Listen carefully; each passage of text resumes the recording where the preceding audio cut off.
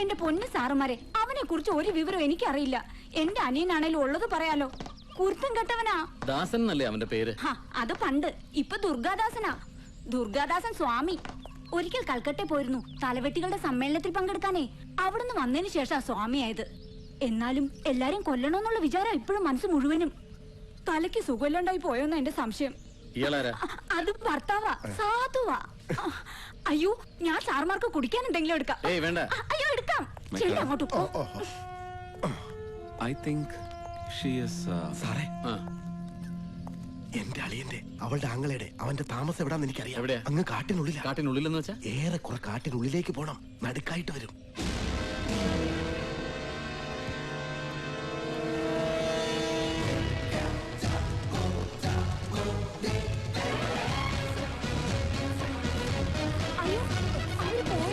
പോയി.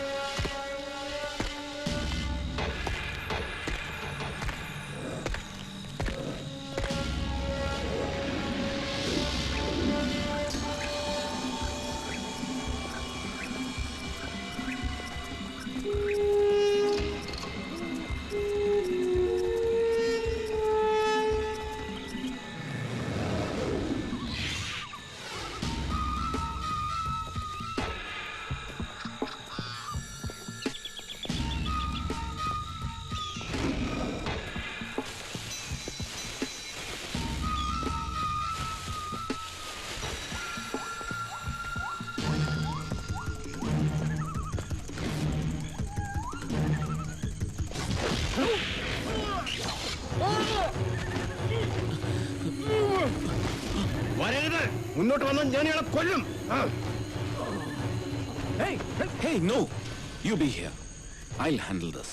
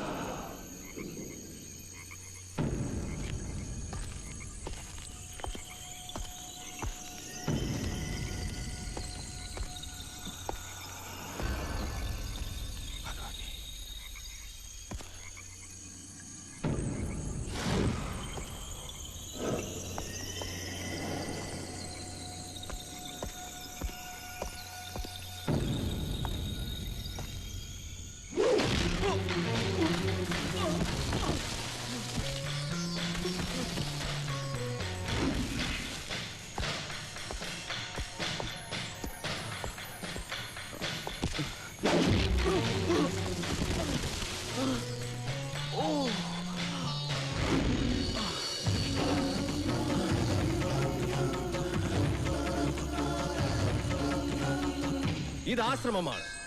എന്റെ അനുവാദമില്ലാതെ ഒരുത്തനും ഇവിടെ കയറരുത്. കേറിയാൽ ശിക്ഷ മരണം. അതാണ് ദുർഗയുടെ കൽപ്പന.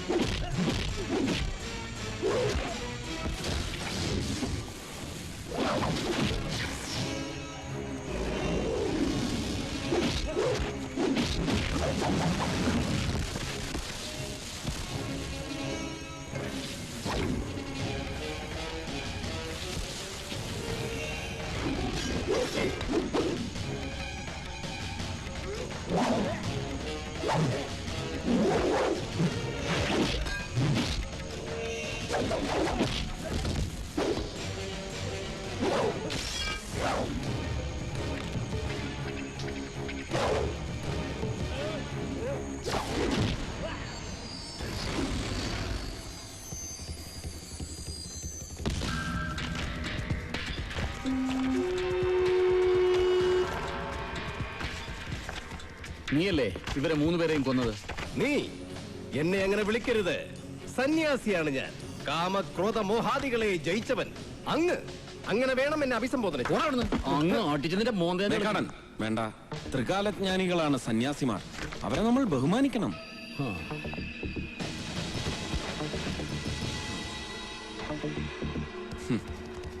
അങ്ങ് തന്നെയല്ലേ ഈ കൊലപാതകങ്ങൾ നടത്തിയത്? അതെ, ഞാനാണ്. ദുർഗ എന്നോട് കൽപ്പിച്ചു, ഞാൻ അനുസരിച്ചു. കലിയുഗത്തിനുള്ളിലെ അന്തർയുഗം. അതിനുള്ള സമയമായിരിക്കുന്നു. സർവനാശം, അതാണ് വിധി. വാക്കുകൊണ്ടും പ്രവൃത്തി കൊണ്ടും മണ്ണും വായുവും ജലവും മലിനമാക്കുന്നവരെ തെരഞ്ഞു പിടിച്ചു കൊല്ലാൻ ദുർഗ എന്നെയാണ് നിയോഗിച്ചിരിക്കുന്നത്. ഓഫീസർ, നിങ്ങൾ പറഞ്ഞില്ലേ 3 പേർ? കൃഷ്ണൻ നമ്പ്യാരും സുലൈമാൻ സാഹിബും ദാമോദരൻ കർത്തയും. അവർ മാത്രമല്ല, സമസ്ത ജാതി മനുഷ്യരിലും പെട്ട പാപികളെയും ഞാൻ നിഗ്രഹിക്കും. 14 നരകങ്ങളുടെ വാതിലുകളും തുറന്നു കഴിഞ്ഞു ഓഫീസർ. യാത്ര പോകാൻ ഒരുങ്ങിക്കോളൂ. വൈകാതെ നിങ്ങളും എന്റെ നിയോഗത്തിന്റെ ഇരകളാവും. കൊല്ലാൻ ആവശ്യപ്പെടുന്ന ദൈവങ്ങൾ, അവരെ ഉപേക്ഷിച്ചൂടെ ദുർഗാദാസൻ? കാലം കരുണയല്ലേ ആവശ്യപ്പെടുന്നത്? കരുണ, കരുണ, കരുണ. എവിടെയുണ്ടത്? അവയവങ്ങൾക്ക് വേണ്ടി കുഞ്ഞുങ്ങളെ കൊല്ലുന്ന കാലമല്ലേ ഇത്? ഇല്ല, ഇനി സംഹാരമാണ് പരിഹാരം. എന്നെ ബന്ധിച്ചുകൊണ്ടൊന്നും അതിന്റെ രൗദ്രത കുറയാൻ പോകുന്നില്ല. ദുർഗയുടെ ഭക്തന്മാർ, അവർ ഇനിയും വരും. കാറ്റായും മഴയായും കടലായും അഗ്നിയായും. എന്നിട്ട് അധികാര കേന്ദ്രങ്ങളുടെ മകടുകൾക്ക് മേൽ നിറയും. തകരുമെല്ലാം, തകർക്കും. അറസ്റ്റ് രേഖപ്പെടുത്തിയേക്ക് ഇന്ന് തന്നെ. ശരി. വല്ല സൈക്യാട്രിസ്റ്റിനെ മറ്റോ വിളിച്ചൊന്ന് പരിശോധിപ്പിക്കണോ? എന്തിന്? തീവ്ര വിപ്ലവത്തിൽ നിന്ന് തീവ്ര ഭക്തിയിലേക്ക്. ഉള്ളിൽ കലാപം സൂക്ഷിക്കുന്നവന്റെ വഴികൾ എന്നും ഇത് തന്നെയാണ് മേക്കാടൻ. ഒന്നുകിൽ സന്യാസം, അല്ലെങ്കിൽ വിപ്ലവം. അതിനിടയിൽ അപൂർവം ചിലർക്ക് ഇതുപോലെയുള്ള വിഭ്രമങ്ങൾ. ഡോക്ടറും മരുന്നൊന്നുമല്ല, വിശ്രമം. അതാണിപ്പോ അദ്ദേഹത്തിന് ആവശ്യം. അദ്ദേഹം വിശ്രമിക്കട്ടെ, മനസ്സ് ശാന്തമാകുന്നത് വരെ.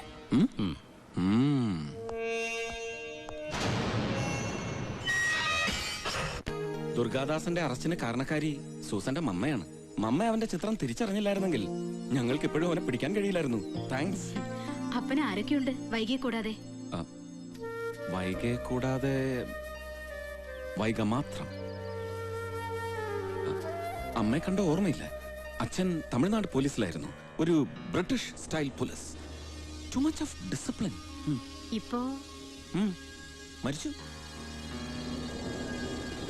വൈക തമിഴാ? തമിഴ്. അച്ഛൻ തമിഴ്, അമ്മ പാലക്കാട്. അതുകൊണ്ട് വൈകയ്ക്ക് നന്നായിട്ട് മലയാളം അറിയാം. വൈക നല്ല പേര് അല്ലേ മമ്മ? അതെ, മധുരയിൽ ഒഴുകുന്ന ഒരു നദിയുടെ പേരാ. നദി വറ്റ് വരണ്ട് കിടക്കുക. പക്ഷെ എന്റെ വൈക അങ്ങനല്ല, നിറഞ്ഞൊഴുകുകയാണ് എന്നോടുള്ള സ്നേഹം കൊണ്ട്. പോട്ടെ.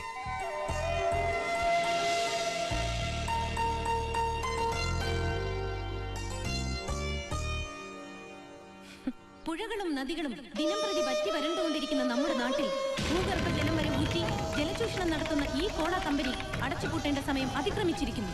കുടിനീരിനു വേണ്ടിയുള്ള ഈ പോരാട്ടം ജീവൻ നിലനിർത്താനുള്ള പോരാട്ടമാണ്. രാഷ്ട്രപിതാവായ മഹാത്മാഗാന്ധി സത്യാഗ്രഹം എന്ന സമരമുറ ആദ്യമായി നടത്തിയതിന്റെ ശതാബ്ദി ആഘോഷിക്കുന്ന ഈ വേളയിൽ ഈ നാട്ടിലെ സാധാരണക്കാരായ ജനങ്ങൾക്ക് ഇങ്ങനെ ഒരു സത്യാഗ്രഹം നടത്തേണ്ടി വരുന്നത് രാജ്യത്തിന് തന്നെ അപമാനകരമാണെന്ന് ഞാൻ ഓർമ്മിപ്പിക്കുന്നു. മറവികൾക്കെതിരെ ഓർമ്മകൾ നടത്തുന്ന സമരമാണ് സ്വാതന്ത്ര്യമെങ്കിൽ ഇതും ഒരു സ്വാതന്ത്ര്യ സമരമാണ്. എല്ലാ ജനങ്ങളുടെയും ജന്മാവകാശമാണ് കുടിവെള്ളം. അത് നിഷേധിക്കാൻ ഒരു ബഹുരാഷ്ട്ര കുത്തകയ്ക്കും അവകാശമില്ലെന്ന് പറഞ്ഞുകൊണ്ട് ഈ അനിശ്ചിതകാല ഉപവാസം ഉദ്ഘാടനം ചെയ്തതായി ഞാൻ പ്രഖ്യാപിക്കുന്നു. അമ്മ എങ്ങനെ ഇരിക്കുന്നു? സുഖമായിരിക്കുന്നു. സുഖമല്ലേ മോളെ? ഓ, 4 മാസമായി പൈപ്പിൽ വെള്ളം വന്നിട്ട്. ഒക്കെ ശരിയാക്കാം. ഉച്ചഭക്ഷണം ഞങ്ങൾ അറേഞ്ച് ചെയ്തിട്ടുണ്ട്. വേണ്ട, ഇവിടെ അടുത്തൊരു വീട്ടിൽ പോണം. എനിക്ക് ഭക്ഷണം അവിടെ നിന്ന് കഴിക്കാം. ഏത് വീടിന്റെ കാര്യം പറഞ്ഞത്? അപ്പൻ മേനോന്റെ വീട്. ഓ, ഇവിടെ വരെ വന്ന സ്ഥിതിക്ക് ഒന്ന് കയറാതെ പോകുന്ന മോശല്ലേ? ആ, അവിടെ വൈകിയുണ്ടല്ലോ മിസ്സസ് അപ്പൻ മേനോൻ. ഏയ്, ഗായത്രി കയറുന്നില്ലേ? ഇല്ല, എന്റെ ഹോസ്റ്റൽ മേറ്റ് ഒരു ദീപ, അവൾ ഇവിടെ ഒരു ഫേമിലാണ് വർക്ക് ചെയ്യുന്നത്. ഞാൻ അങ്ങോട്ട് പോവാ. അപ്പൊ ഇറങ്ങുമ്പോ വിളിക്കാം. ഓ ശരി.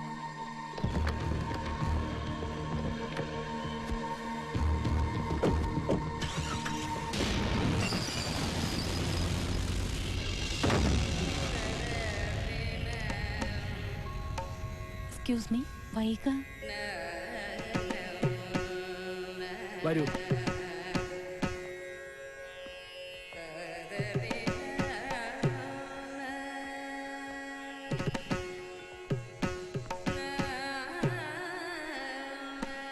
ഇത് വീടല്ല, കൊട്ടാരമാണ്.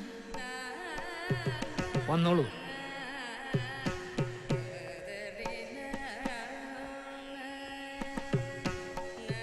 ഇങ്ങോട്ട് വരൂ. അതാണ് വൈക.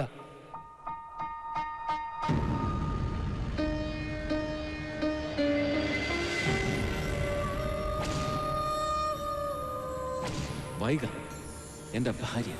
അവൾ എന്താവശ്യപ്പെട്ടാലും ഞാൻ അനുസരിക്കും.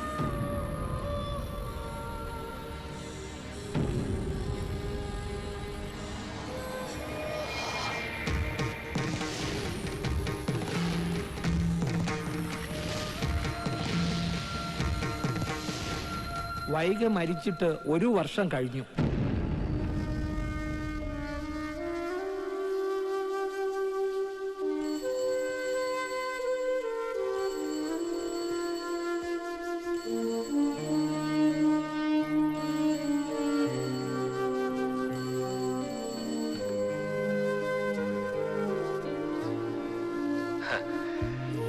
വൈക, ഒടുക്കം നീ പറഞ്ഞതുപോലെ തന്നെ സംഭവിച്ചു.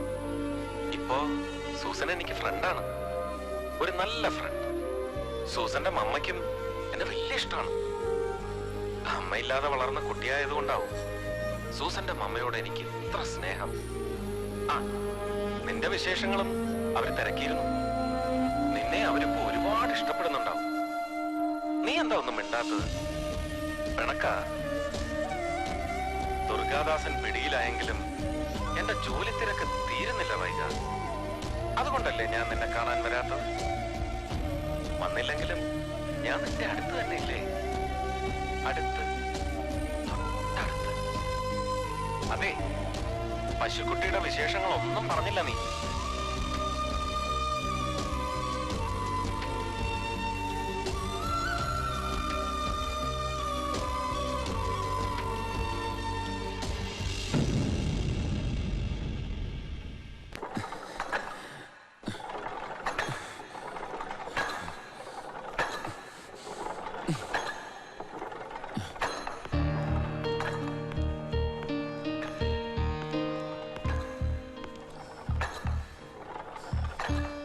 സർ, യെസ്, എന്തൊക്കെയുണ്ട് വൈകയുടെ വിശേഷങ്ങൾ? അവിടെ മാരിയമ്മൻ കോവിൽ ഉത്സവം. വരണമെന്ന് നിർബന്ധം പറഞ്ഞിരിക്കുക അവള്. പോകുന്നില്ലേ? ഇല്ല, ഇവിടെ ജോലി തിരക്കല്ലേ. എന്നാ ഞാൻ പോവാം. വേണ്ട, വൈകിക്ക് ചിലപ്പോ അത് ഇഷ്ടാവില്ല. ഇഷ്ടാവും. ഞങ്ങൾ തമ്മിൽ കാണും പരിചയപ്പെടുകയും ഒക്കെ ചെയ്തു.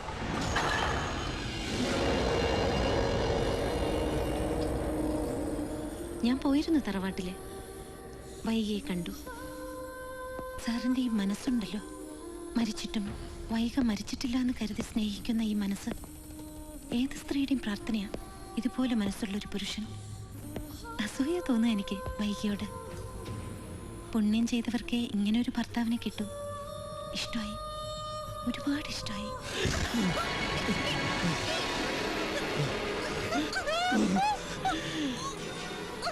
മരിച്ചിട്ടില്ല, മരിച്ചിട്ടില്ല വൈക,